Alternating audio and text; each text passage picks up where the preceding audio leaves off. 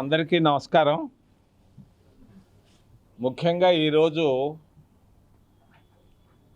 4 అంశాలు, స్థానిక అంశాల గురించి ఎక్కువగా చెప్పాలనుకుంటూ వచ్చాను. తర్వాత మీరు అడిగే ప్రశ్నలు.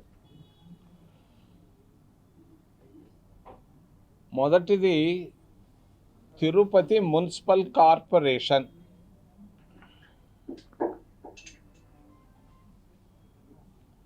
కార్పొరేషన్ పనితీరు సరిగ్గా లేదు. మున్సిపల్ కార్పొరేషన్ తిరుపతి పనితీరు సరిగా లేదు. ఇది సింబల్ ఆఫ్ కరప్షన్గా తయారవుతా ఉంది. స్పష్టంగా కనిపిస్తూ ఉంది.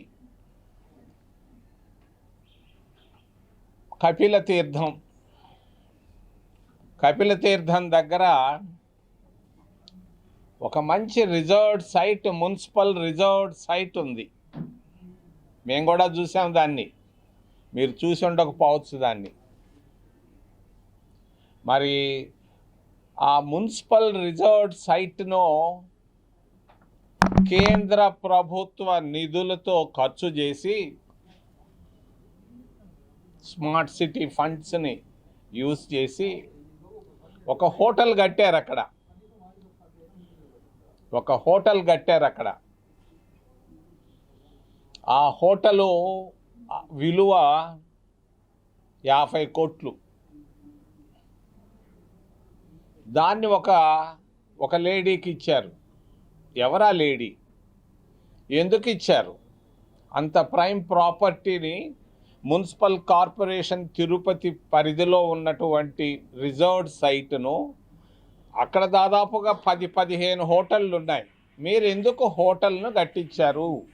స్మార్ట్ సిటీ ఫండ్స్తో. ఆ స్మార్ట్ సిటీ ఫండ్స్ అంటే కేంద్ర ప్రభుత్వ నిధులు.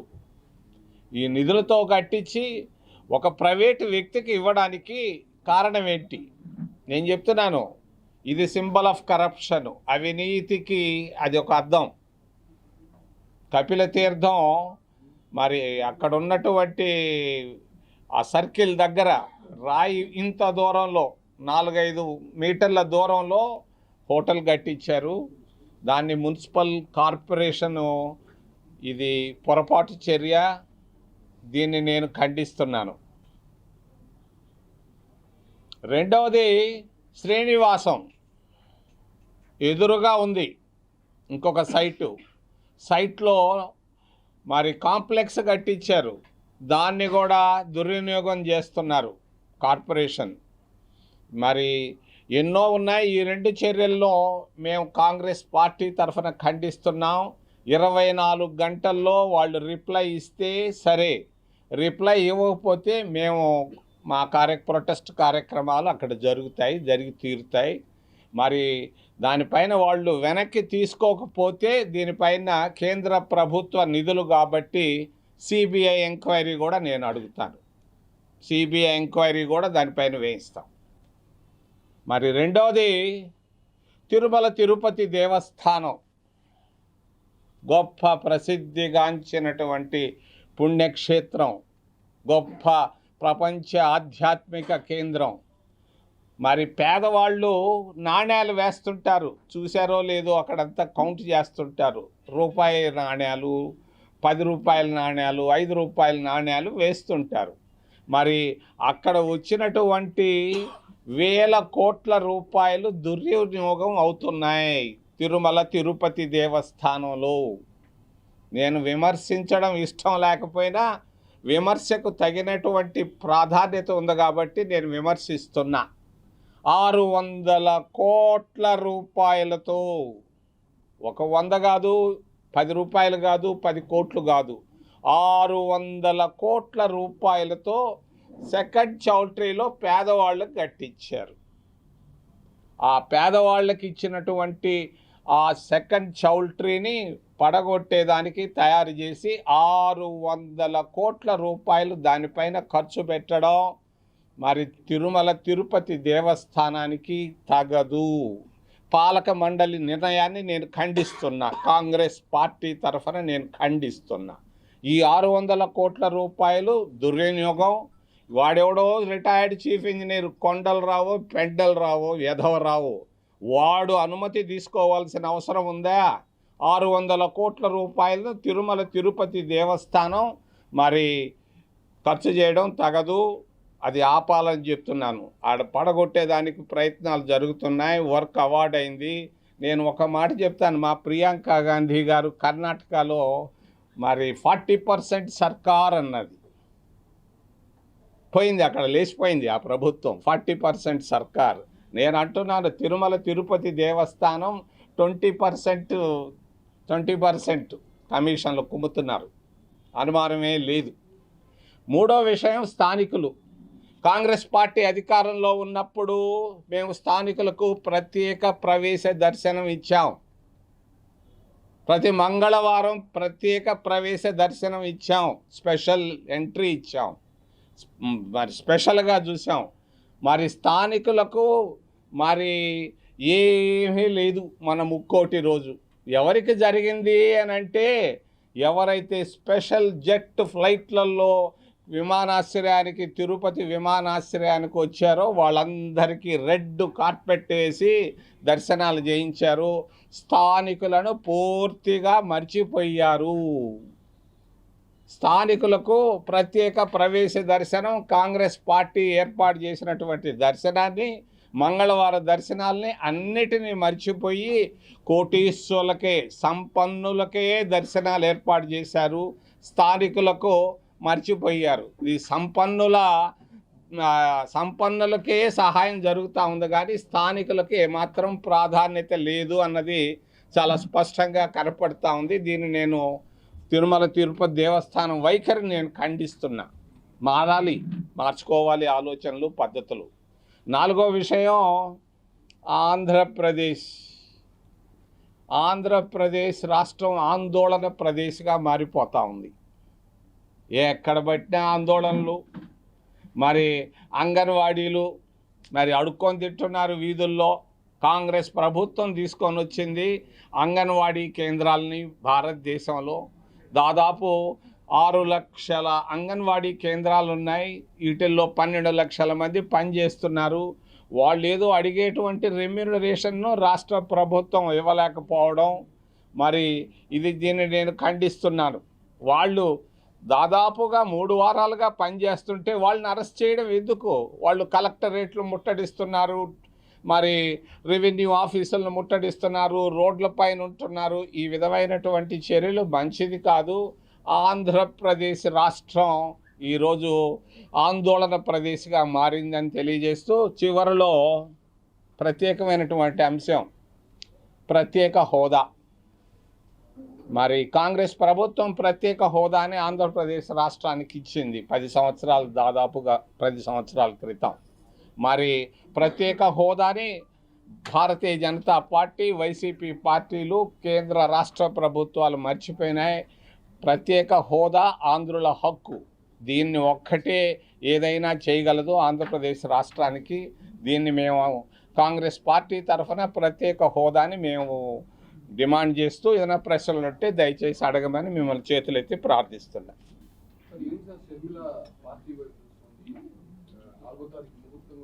33 మంది రెడీగా ఉన్నారు. పేర్లు చెప్పడం నాకు ఇష్టం లేదు.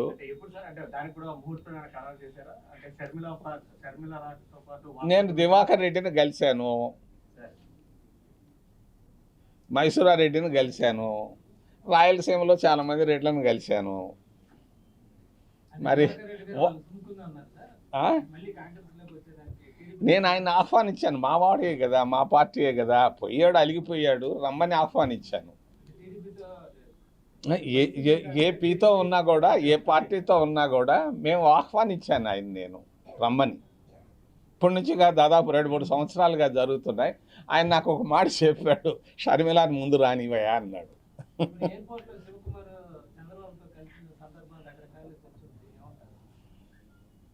చంద్రబాబు ఎవరు మీకేమన్నా తెలుసా ఆయన గురించి?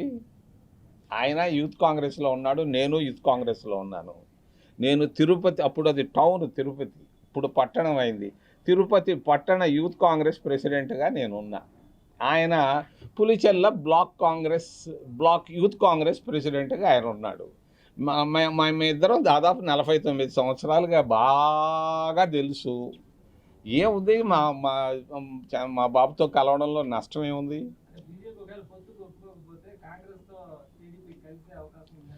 అది మీరు ఆయన అడగాల, నాకు సంబంధించిన విషయం.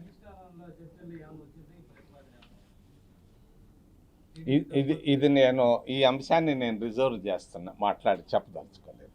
సున్నితమైన అంశం.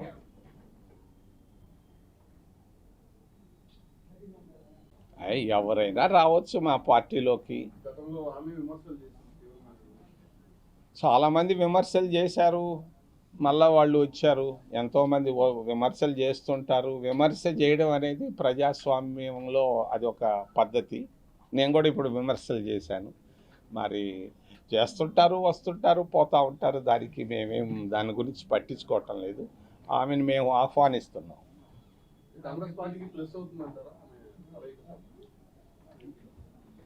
ఏదైనా కావచ్చు.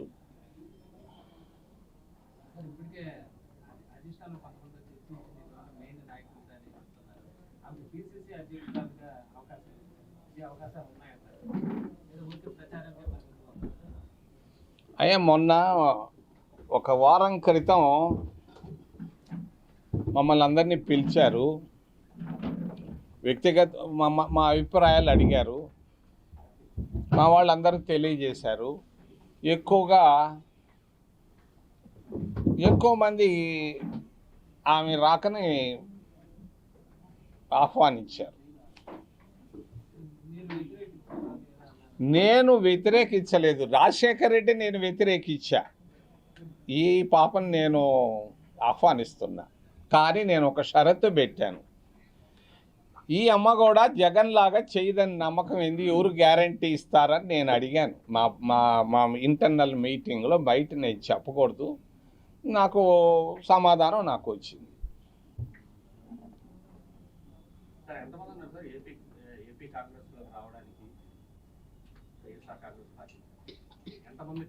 ముందు చేరిన తర్వాత డిసైడ్ చేస్తారు. ఇది పెద్ద ప్రజాస్వామ్య పార్టీ, పెద్ద పార్టీ.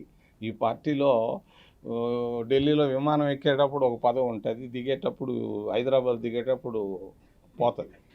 కాబట్టి ఈ పార్టీలో ఏమైనా జరగవచ్చు.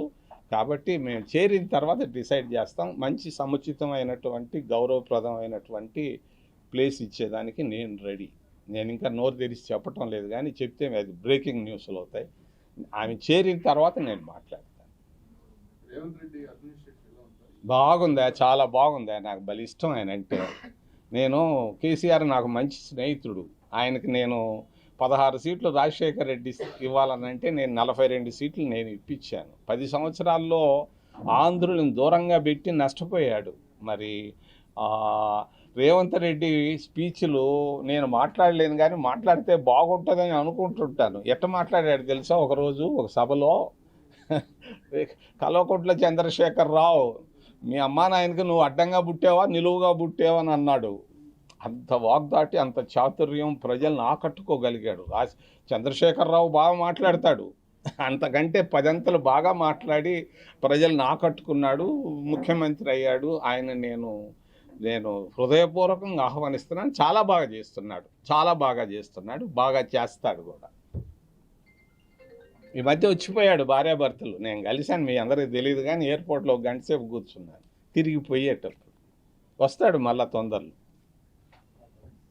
బాగా చేస్తున్నాడా రేవంత్ రెడ్డి? శభాష్. నేను ఇంకోటి కూడా చెప్పాను మా మీటింగ్లో, రేవంత్ రెడ్డిని ఆంధ్రప్రదేశ్ ఇన్ఛార్జ్ ఇవ్వమని అడిగాను. రేవంత్ రెడ్డికి ఇవ్వమంటే మా వాళ్ళు గమ్ముగుండారు.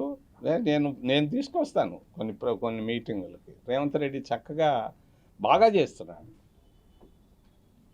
ఏపీలో కాంగ్రెస్ పార్టీ బలోపేతానికి రేవంత్ రెడ్డి టీం ఇంటర్నల్గా పనిచేస్తుందని నేను ఒక మాట చెప్తాను. 5-6 ఏళ్ళు ఇప్పుడు మీ దగ్గరకు వచ్చే ముందు 2 కాలనీలకు వెళ్ళి వచ్చాను. న్యూ ఇందిరా కాలనీ, దాన్ని ఎస్టీవీ నగర్ అంటారు. దాన్ని ఒకప్పుడు పెద్ద హరిజనవాడ అనేవాళ్ళు. పొద్దున్నే ఇంటింటికి పోయి వచ్చి అందరినీ చూసి పలకరించి కళ్ళల్లో కళ్ళు పెట్టి చూసి, తర్వాత నెహ్రూ నగర్కి పోయాను, జ్యోతి టాకీస్ దగ్గర ఆ ఏరియాలో. ప్రజల్లో చాలా మార్పు ఉంది, చాలా మార్పు ఉంది. మాకున్న సమస్య ఏంటంటే ప్రజలు ఓటు వేయాలనుకుంటున్నారు కాంగ్రెస్ పార్టీకి, ఓటు వేయించుకునే మెకానిజం మా దగ్గర లేదు. మా దగ్గర ఉన్న క్యాడర్ అంతా అట్టు ఎత్తుకోబోయే జగన్.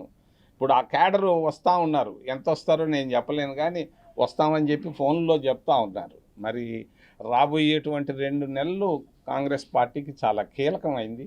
సొంతంగా గవర్నమెంట్ వచ్చినా కూడా ఆశ్చర్యం లేదు. ప్రజల్లో మాత్రం గొప్ప మార్పు కనిపిస్తూ ఉంది. నేను ఊహించలేదు. ఒకసారి నన్ను తిట్టిన వాళ్ళు కూడా ఈరోజు నేను నడుస్తూ ఉన్నాను వేదిక్ యూనివర్సిటీలో, ఒక స్కాలరు, ఒక అసిస్టెంట్ అసోసియేట్ ప్రొఫెసరు నా దగ్గరకు వచ్చాడు. మేము విద్యావంతులు అంతా కోరుకుంటున్నాం కాంగ్రెస్ పార్టీ రావాలని, మీరు గట్టిగా కృషి చేయండి. ఈ 2 పార్టీలు, ఈ పార్టీలన్నీ బాగా నాశనం చేసేసాయి ఆంధ్రప్రదేశ్ని, మీ కాంగ్రెస్ రావాలని మేమందరం కోరుకుంటున్నాం అన్నాడు. ఆయన పేరు నాకు తెలియదు, నేను ఆయనకు తెలుసు. నిన్న 7:30కి జరుగుతూ ఉంది. అది ప్రజల్లో చాలా మార్పు ఉంది, మేధావుల్లో మార్పు ఉంది, విద్యావంతుల్లో మార్పు ఉంది, మరి బలహీన వర్గాల్లో మార్పు ఉంది. ఈరోజు జ్యోతి టాకీస్ దగ్గరికి వెళ్ళి నేను అటు తిరుగుతూ ఉంటే అందరూ ఆహ్వానిస్తున్నారు. ఒకప్పుడు నన్ను చూసి ద్వేషించేవాళ్ళు ఆహ్వానిస్తున్నారు. నాకు ఎంతోమంది చెప్పారు, ఎందుకు కాంగ్రెస్ పార్టీలో ఉన్నామని. అప్పుడు అడిగేవాళ్ళు మంచి పని చేస్తున్నావు, ఇంకా కష్టపడని చెప్తున్నారు. ప్రజల్లో గొప్ప మార్పు కనిపిస్తాం. ఆమె సిద్ధాంత అసలు రాజశేఖర్ రెడ్డి ఎవరో 1978, నేను 1974 నుంచి ఇందిరాగాంధీని కలిసేవాడిని. 100 రూపాయలు పెట్టుకొని 7 నుంచి 16 రూపాయలు నా టికెట్, తిరుపతి తూర్పు నుంచి న్యూఢిల్లీకి పోయి నేను వస్తుండేవాడిని 74 నుంచి. దాదాపుగా 50 సంవత్సరాలు పూర్తి కాబోతా ఉంది ఏప్రిల్కి. మరి అప్పుడు వీళ్ళకి తెలియదు, రాజశేఖర రెడ్డికి ఇందిరాగాంధీ తెలియదు, చంద్రబాబుకి కూడా ఇందిరాగాంధీ తెలియదు. నన్ను నా పేరు పెట్టి పిలిచేది, ఇందిరామోహన్ అని పిలిచేది. నేను స్కాలర్షిప్ల కొరకు 75 రూపాయలు నెలకి ఇచ్చేవాళ్ళు ఆ రోజుల్లో. మేము ఎంబీబీఎస్ చదివేటప్పుడు చాలదని ఆమె దగ్గరికి 2 నెలలకు ఒకసారి క్యూలో నిలబడి కలిసేవాడిని. నాకు వీళ్ళందరూ రాజశేఖర రెడ్డి వచ్చాడు 78లో రెడ్డి కాంగ్రెస్లో పోటీ చేసి గెలిచాడు. గెలిచిన తర్వాత కాంగ్రెస్లోకి వచ్చాడు. వచ్చిన తర్వాత మేము రాజశేఖర రెడ్డికి చాలా ప్రాధాన్యత ఇచ్చారు, చాలా ప్రాధాన్యత ఇచ్చారు. నేను అప్పుడే 2004లో రాజశేఖర రెడ్డి నష్టం చేస్తాడు, ఈ విధమైనటువంటి పరిస్థితులు ఆంధ్రప్రదేశ్ రాష్ట్రంలో వస్తాయని నేను ఖండితంగా చెప్పడమే కాదు, జాబు కూడా రాశాను. ఆ జాబ్ నా దగ్గర ఉంది, రెమింగ్టన్ టైప్ మిషన్లో 5 లైన్లు 6 లైన్లు. అది చెప్పడం బాగుండదు. నేను మా పార్టీ విషయాల్లో కూడా నేను బయట పెట్టాను. రాజశేఖర రెడ్డి నాకు బాగా తెలుసు. 1972 ఏప్రిల్ నుంచి నేను ఫస్ట్ ఇయర్ మెడికల్ స్టూడెంట్, ఆయన హౌస్ సర్జను.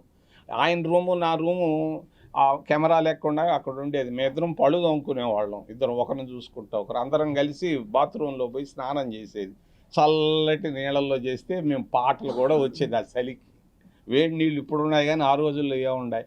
రాజశేఖర రెడ్డి గారు నాకు బాగా తెలుసు, బాగా పైకి వచ్చాడు. ఆయన కొన్ని విషయాల్లో నేను విభేదిస్తూ వచ్చాను, కానీ ఒక విషయంలో మాత్రం ఆయన్ని నేను పొగుడుతాను. ఏంటంటే బిడ్డల్ని సరి అయిన టైంలో పెంచాడు. కరెక్ట్. నేను పెంచలేకపోయాను. నాకు కూడా 2 బిడ్డలు ఉన్నారు, మొన్న వచ్చారు తిరుపతి కొండకి. ఆయన పెంచాడు, జగన్ని పెంచాడు, కరెక్ట్ సరైన సమయంలో పెంచాడు. ఆర్థికంగా పెంచాడు, రాజకీయంగా పెంచాడు. నేను ఇష్టపడుతున్నా. ఆ పాప కూడా నేను ఇష్టపడుతున్నా. ఎంత ఫైటరు, ఎంత చక్కగా ఫైట్ చేస్తూ ఉంది. నాకు ఎన్నోసార్లు కళ్ళల్లో నీళ్లు వచ్చినాయి ఆ పాప ఫైట్ చేస్తుంటే. ఇది దాదాపుగా ఒక 6 నెలల క్రితం నుంచి జరుగుతూ ఉంది. షర్మిలమ్మ రావాలి అని ఆమె ప్రయత్నం చేసింది, మా పార్టీ కూడా ఒప్పుకున్నది. మరి దాంట్లో జరిగింది, మా సమావేశంలో జరిగింది. మీకు అన్నీ చెప్పలేను కానీ సూచనగా తెలియజేస్తాను. మా పార్టీ ఒప్పుకుంది. నేను అడిగాను, ఆమె రాకపోతే మనం రాలేమా అని అంటే, వస్తానన్నప్పుడు ఎందుకు కాదనాలని ఆహ్వానిస్తామన్నారు. మేమందరం సమిష్టిగా ఒప్పుకున్నాం.